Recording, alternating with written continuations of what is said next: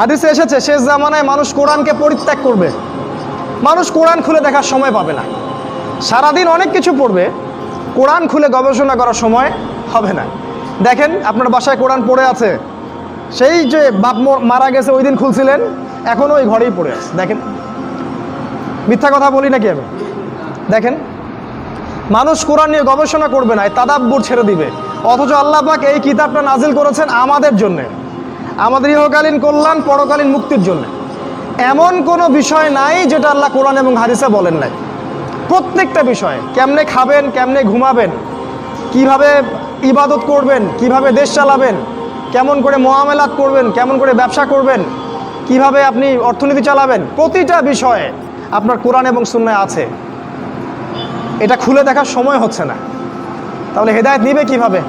বিশ্বাস করেন, কিয়ামতের আগে একদিন, এক রাতের মধ্যে এই কোরআনের সব পাতাগুলো আল্লাহ তুলে নেবেন আসমানে।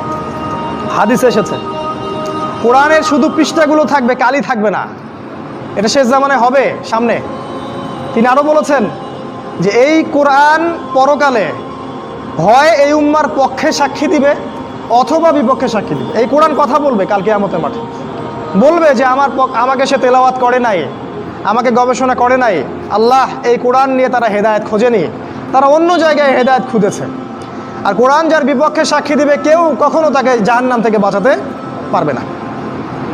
নবী যেটাই বলেছেন, আল কোরআন হুজ্জাতুন লাকা ওয়া আলাইক, কোরআন তোমার পক্ষে দলিল অথবা বিপক্ষে দলিল।